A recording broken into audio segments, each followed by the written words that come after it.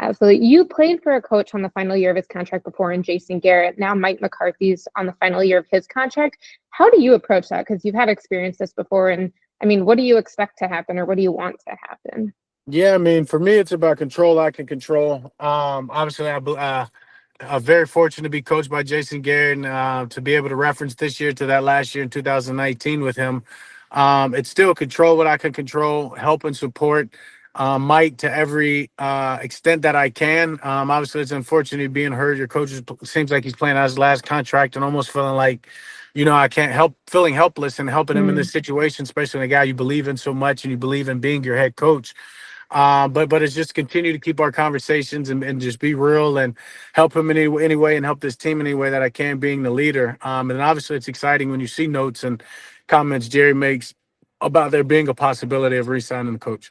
Yeah, absolutely. When you say that you believe in him, I mean, just because you haven't talked publicly in a little bit, what do you want fans to know about your belief in Mike McCarthy?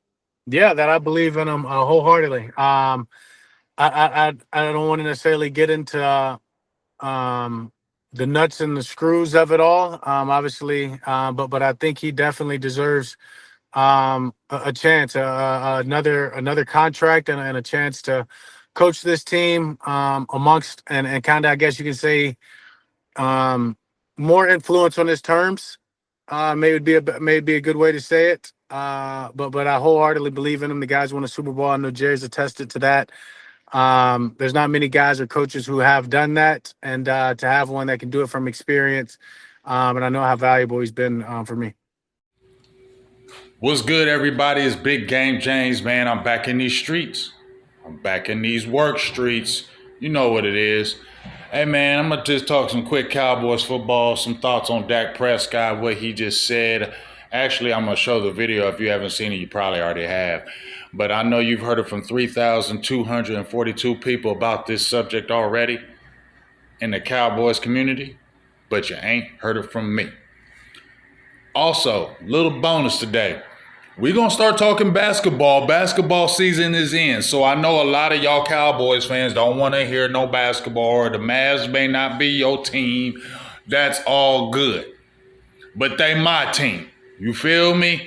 And we are turning up. Was turning up last year, had that magical run, got to the finals, lost the game against Boston, but we'll talk about that right quick. But just give my quick thoughts on Dak Prescott. You saw the quick clip about what he said about Mike McCarthy, how he played for Jason Garrett.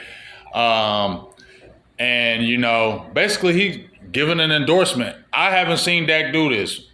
Me personally, I didn't see him go and do an interview and do this for Garrett, even though he gave Garrett love. I didn't see him do this. So he might really like Mike. Now, I got my own kind of thoughts about it.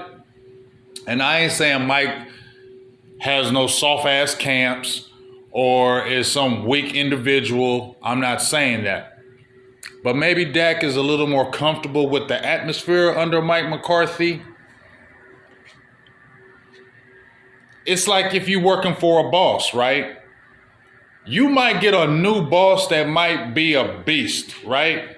But he also might be an asshole. He also might be a jerk. It also might get real uncomfortable. You have to learn all new things under this new boss, all this other stuff. Whereas your guy that you with now, y'all know the routine, you know the system, y'all had good times. Stay with it and maybe you can get over the hump. Maybe you can get over the hump if you stay with it. I personally don't think so. Not with Mike McCarthy now. But anything can happen because I don't know the future. But this thing with the Bill Belichick thing, I told y'all I would be cool if they reached out to Deion Sanders, because I think Deion Sanders would be a good NFL coach, because I feel like he would be respected. A lot of people would listen to him, and Deion's a good motivator. If you really listen to him talk, man, bro, when he be talking, I'll be listening, because he be saying a lot of good things, and he's a good motivator. He's a great motivator.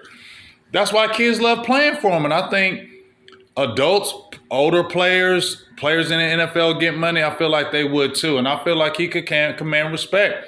I feel like he could, and I feel like he wouldn't bow down to Jerry. He wouldn't, man, Jerry, whatever, dog. Like, And that's what Jerry needs. Like, he needs somebody to stand up to him. But Jerry also, I think, will respect Deion and would back off a little bit because of Deion. I already told you about the Bill Belichick thing. I would say it's a foregone conclusion that they hire him. But I feel like it's more on Belichick if he would want to take the Cowboys job. Because there's going to be other jobs out there. I don't think Doug Peterson's going to be there in Jacksonville. Although I think Peterson's a good coach. I don't think that New York Giants, I don't think Dabble, I don't know if he makes it. And I know them Giants already got ties with Belichick from the old school days. He used to coach with him with Parcells. We know what that is. He would have probably complete control. That's what he likes and wants. And he would have that in Jacksonville too, in my opinion. He ain't going to have that in Dallas. So, and he got relatively young squad in Jacksonville and pretty good team. I think if they got some good coaching, I don't know. Like I said, I don't think Peterson's a bad coach, but, as I said before, I just feel like the Bill Belichick thing, Jerry will be more inclined to go that route because of his history, the discipline. He's respected in the streets. He ain't going to bow down to Jerry, and Jerry's going to give him that healthy respect because of what he's done. And he might, I don't know. I interviewed Mike Fisher, and if he said if Jerry gave Bill Belichick a title of director of player personnel, something of that nature, not taking Will McClay's job, but something of that nature. But he said he don't think Jerry would even do it for Bill Belichick. So it really will be a Belichick thing for him if he wanted to come to Dallas. And maybe Dak don't want to deal with that. He don't want to start over with a new offensive coordinator. He wants continuity. That's what it sounds like to me with Dak, him endorsing Mike McCarthy, that he wants to continue continuity, and I don't want to change it again. All right, I'm already familiar. We won plenty of games with this guy. Why are we going to keep on trying to flip it and find something new? I get that aspect of it. You get what I'm saying? I get that aspect. But I told y'all early in the year, before the season even started, you should have already extended Mike McCarthy so you wouldn't have the lame duck status. You wouldn't have the lame duck problems. You wouldn't have the lame duck issues if you would have just went ahead and already signed him before the season and it gave him the extension. Regardless of that beatdown, it was a beatdown. It was terrible. But if you give the vote of confidence and say, hey, I'm going to still extend you because look what you've done before, and I think we still can do it, and let's continue to build and grow and add and then see what happens. But Jerry, I feel like was like, nah, dog, I'm done with you after that game, and I'm going to move on. Now you heard Jerry in the media talking, hey, anything can happen. So we'll see. I just feel like Dak wants to keep continuity. He don't want to start over with a new guy. If it's Bill Belichick, I don't know if he wants to deal with that. And I just feel like he got a relationship with McCarthy and he don't want to stop that relationship. He don't want it to stop. So that's why you see, I feel like him coming out in the media. And then you heard it how he said is, guess what? If you gave Mike McCarthy more control and more power of the roster and be able to do more things, maybe we could do more as a team. So basically, I feel like you were speaking to Jerry like, back the hell off, give this man some real control, and maybe we can win something. Maybe you back off and let him make some real decisions and you not play the puppeteer. Maybe we can actually do something. That's what I heard from Dak when he said that. Back off, Jerry. Give this man some control. Let him kind of do it on his terms, and maybe we might win with him. He won a Super Bowl, and he didn't have that owner like that because what? Don't the fans own like the Packers? You feel me? And he got one. So I think that's what it is. So that's just kind of my 2 cents on it. Dak feels like, give up some control, Jerry. Maybe we can win. And I'm comfortable with this guy. Why are we going to keep starting over? That's what I got from the Dak Prescott quick interview, in my opinion. Now, as I finish off with, and I'm cool with that. And let me give a shout out. Everybody's been talking about this Brock Hoffman thing. I'm telling y'all right now, I said he was a backup and going to be a damn good backup. I watched the tape. He looks good. He got the nasty streak that we like. I like the nasty streak. I like you being an asshole and a jerk and all that. I like that. I'm cool with all that. But for me, I just made the hit on Twitter. I need to see Brock Hoffman against these Eagles, Jalen Carter, Jordan Davis, all them boys in the middle. If you handle your business against them guys, then I'll be like, yeah, let's put him in that starting lineup at the right guard and keep it pushing. Because I still feel like you a backup, a damn good one. And the longer you play, warts get exposed. But let me see how you play in that Philly game against that Philly front, and then I feel better about Brock Hoffman. But I just wanted to end it with this. How about the Mavericks? How about the Mavericks? Shout out to my dog, TDK.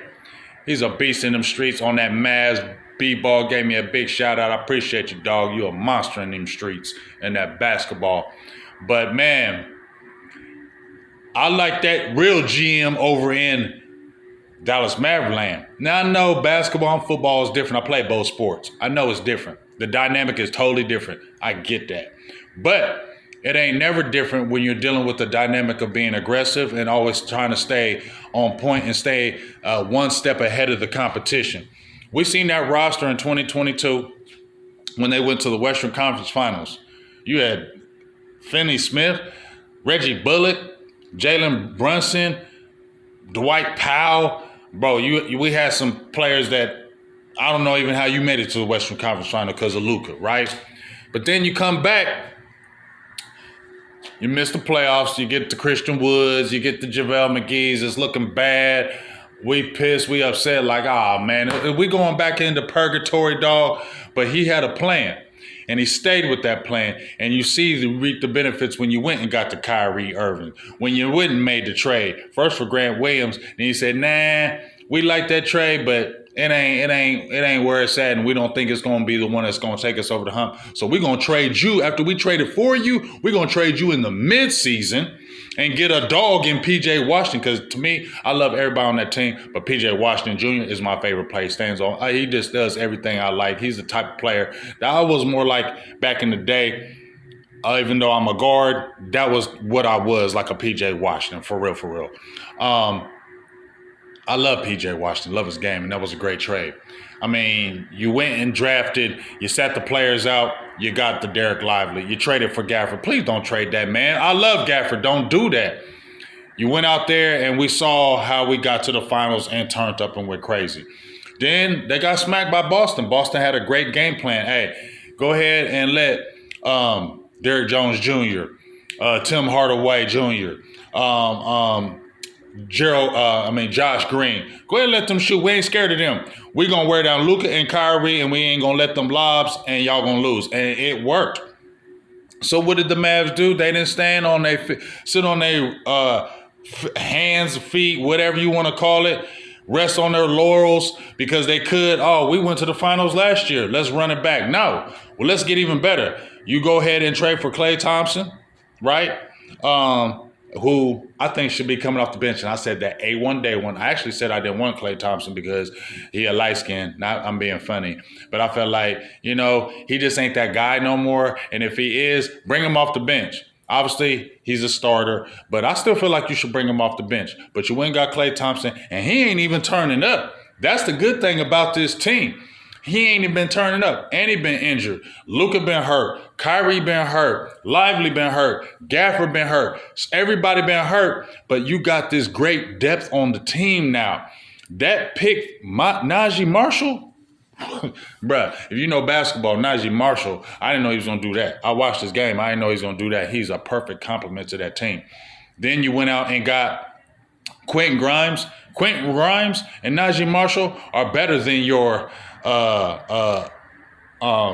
Derrick Jones Jr., your Tim Hardaway Jr., your Josh Green. They heads and shoulder. And you fleeced Detroit and got picks and Grimes for Tim Hardaway Jr. Nico, you a beast in them streets.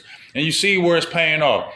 The team is 14-8, just had a come-behind victory against Memphis, was down 15 in the fourth. Stay with the why. And you got Spencer Dinwiddie, I forgot. Dante Exum is hurt, and we was all hurt because Dante Exum That was a smooth move last year because everybody was saying Exum was a bust, and he comes in and turns up with y'all. Like, you make the right moves. And you got Dinwiddie for the veteran minimum, and Dinwiddie, he takes some dumb, goofy shots. He gets on my nerves with that, but man, he can handle that ball. And him being able to handle that ball with that size is a huge, huge measure. Dallas has a bench. They've been using their bench all year, flipping. Luka was out, 6 games, 5 games? You saw how they played without him. They used to always crumble and lose, but man, I just love this Mavs team. Big victory last night, going on the road against these Wizards, 2-game road trip, but I don't see why they don't go back to the final. It's going to be tough. I can't just say they can go automatically because the West is stacked again. It's going to be tough, but they got everything you need. They got shooting, they got 3-point shooting, they got shooting in general. You got 2 superstars. You got inside play with 2 big men. And you got versatile players and a bench as well. Jaden Hardy. What's the big boy? The big white. I can't even think of his name right now. It'll come in my head. Maxey. You got Maxey. And Maxey ain't the same, but Maxey still gives you what you need. And then Marshall, Dinwiddie, Quentin Grimes. Bro, and Gaffer coming off the bench, you got a starting 5. Man, bro, the Mavs is where it's at, and I'm excited, and we need to get another finals trip, and we need to get that ring that we got so many years ago. It can happen, but I feel good. I love that Mavs squad. It's exciting to watch the games. But let me know what you think about what Dak Prescott said. I got the little video and clip. You can check it out. Let me know what you think and how you feel about it. I think Dak just wants to keep continuity. He don't want to start over, and he wants Jerry to back the hell up and give your coach some power and empowerment. And guess what? I basically felt like he was saying, Jerry, if you back the hell up, we actually could win. And I think we're all saying that in Dallas land, because the reason why Dallas is being held back is because of them Joneses and Jerry. And that's it. Dallas been had talent. Dallas been got players. You can't tell me Dallas can't compete in the damn NFC and it's terrible that the Niners suck and Dallas suck too. You couldn't have took advantage of it. But at the end of the day, you tell me, even with Dallas being what they are with all those injuries, they still middle of the pack team because they got talent. Jerry, back the F up like Onyx said. Get the F out the way. It's your team. We all freaking know it. You don't got to freaking put a stranglehold on it, because as long as you keep a stranglehold on this organization, the Dallas Cowboys ain't going nowhere, no matter who you got. Big Game James, I'm out. Peace.